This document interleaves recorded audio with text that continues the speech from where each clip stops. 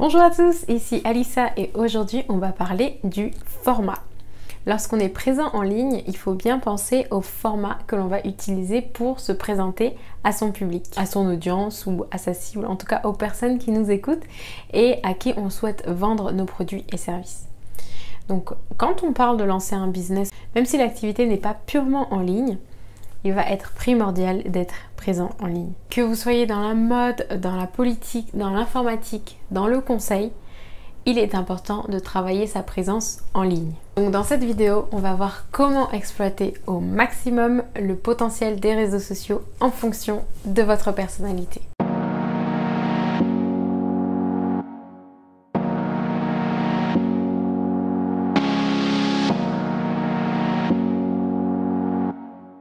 Alors, petit disclaimer, je vais citer des personnalités basiques, un peu caricaturales, et puis je vais donner à chaque personnalité le format qui lui serait le plus intéressant à utiliser en fonction de sa personnalité. Cela ne veut pas dire que si vous avez telle personnalité, il faut absolument que vous fassiez tel format.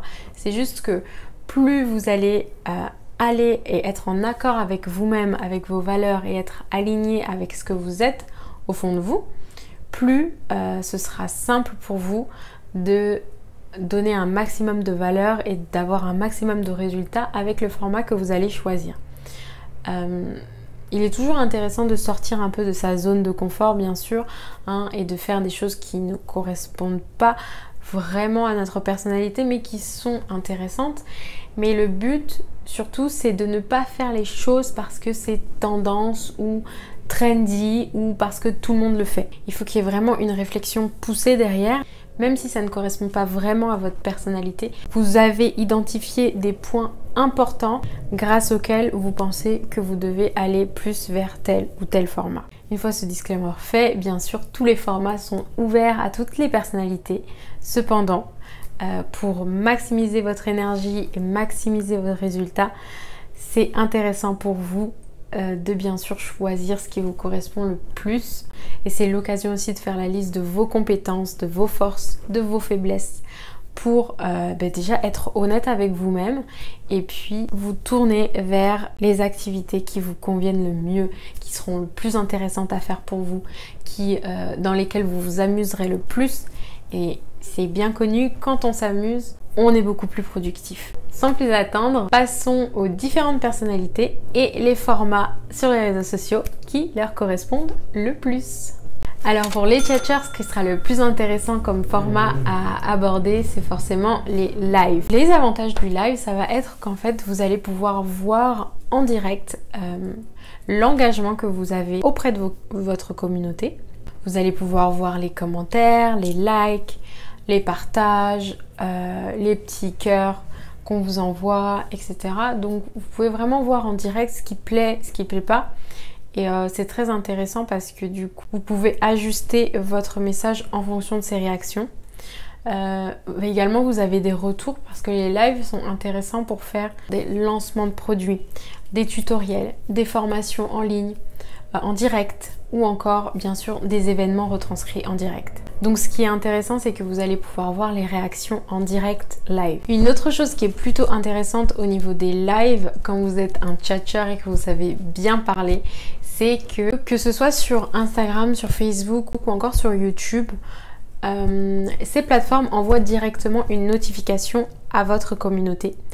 Et ce qui fait que vous pouvez avoir beaucoup plus de personnes sur le live que sur une vidéo normale. Donc vous captez l'attention de votre audience et en plus vous faites en sorte que les personnes restent sur ces plateformes et donc vous augmentez forcément votre engagement, et l'algorithme des plateformes telles que YouTube, Instagram et Facebook valorisent cela et vont vous montrer à beaucoup plus de gens. Donc vous allez augmenter votre notoriété, augmenter votre audience. Un live, c'est un contenu vraiment unique.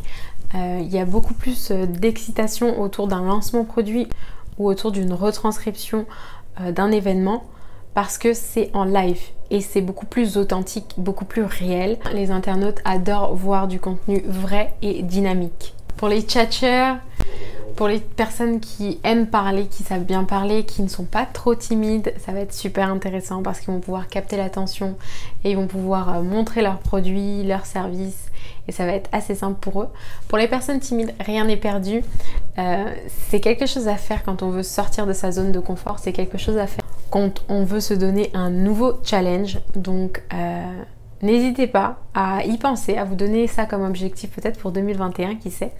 En tout cas, l'attractivité des lives ne va pas diminuer.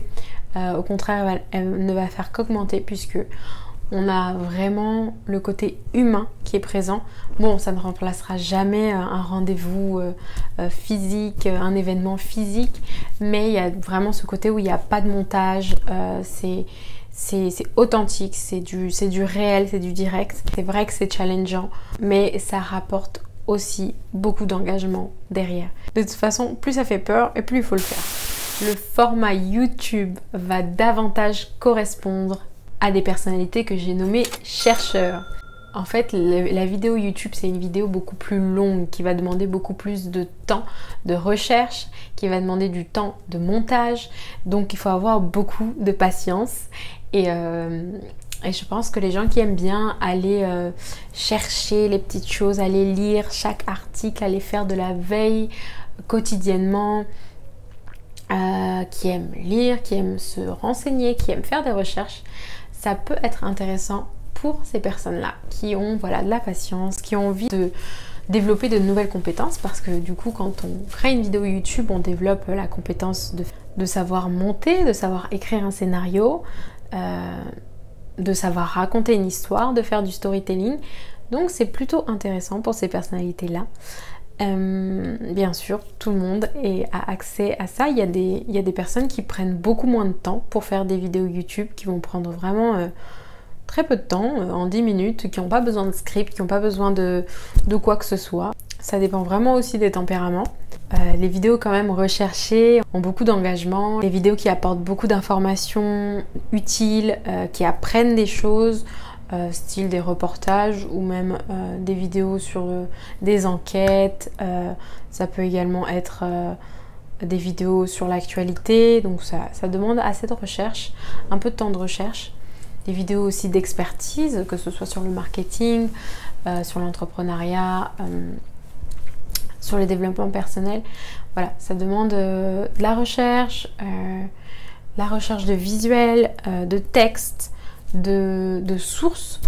Donc ça prend du temps et les chercheurs, je suis sûre que vous allez aimer ça. Le format court va davantage correspondre aux pragmatiques. Alors, les personnalités pragmatiques vont pouvoir s'éclater avec des vidéos sur le format de TikTok, avec des vidéos courtes sur Instagram et aussi des IGTV. Vous savez que sur Instagram, vous pouvez publier une vidéo sur le fil d'actualité qui dure environ 1 minute. Et sur la IGTV, vous allez pouvoir publier une vidéo qui dure entre 1 minute et 1 heure. Voilà, c'est des vidéos assez courtes sur des sujets hyper variés, sur notre activité, sur notre expertise. Et le format va être beaucoup plus dynamique. Ça va pas forcément prendre moins de temps à faire, mais ça va être beaucoup plus dynamique. Voilà, on va pouvoir ajouter des effets sonores, des petits textes un peu partout, danser, bouger. C'est des vidéos qui vont droit à l'essentiel et qui sont aussi très plébiscitées par les internautes parce que tant que c'est de la vidéo, dans tous les cas, c'est super intéressant. Et enfin, les stories correspondent davantage aux personnalités visuelles et esthétiques. Alors, je m'explique. Quand je dis visuel et esthétique, c'est par rapport au fait que dans les stories, c'est des vidéos éphémères et on va avoir l'occasion de mettre en avant de jolis petits visuels très rapides qu'on peut mettre en forme. D'ailleurs sur Canva, qui est une plateforme de conception graphique très rapide, on n'est pas obligé d'être designer, web designer, c'est très simple à faire. Il faut prendre un peu de temps pour choisir le bon template, la bonne couleur qui va correspondre à notre identité visuelle, la bonne police qui correspond également à votre charte graphique. L'idée est vraiment de créer un rendez-vous quotidien avec votre audience puisque vous pouvez publier des stories tous les jours. C'est éphémère, mais c'est la petite touche visuelle qui va attirer l'œil, qui va le garder justement parce que c'est tellement éphémère. Les gens, ils ont tendance à cliquer et à balayer toutes les stories. Quand vous êtes vraiment quelqu'un de visuel, que vous prenez le temps de faire de belles stories tout en présentant des informations importantes et intéressantes pour votre activité, c'est super de faire des stories sur Instagram, sur Snapchat et maintenant sur LinkedIn. Donc à vous d'expérimenter le format qui vous convient le mieux, hein. Bien sûr, en fonction de votre personnalité, vous aurez plus d'idées ou plus d'affinité pour tel ou tel format. L'important c'est de trouver ce qui vous convient le mieux, parce que plus ça vous conviendra et plus vous vous sentirez à l'aise de le faire, plus vous aurez envie de le faire et vous ne sentirez pas ça comme une corvée. Le conseil que je peux vous donner, c'est de développer d'abord une première présence en ligne, que ce soit sur YouTube ou sur Instagram. Concentrez-vous sur un seul média, mettez tout le paquet dedans, essayez de vraiment décoder l'algorithme de ce média là, et ensuite vous pourrez passer à d'autres formats, d'autres réseaux sociaux. N'hésitez pas, si vous avez des questions, dites-moi si cette vidéo vous a plu, si ça vous a intéressé, laissez-moi un commentaire, un like. Abonnez-vous à la chaîne pour affiner votre stratégie marketing et votre mindset. Et quant à nous, on se retrouve dans une prochaine vidéo. Je vous dis à bientôt. Bye bye.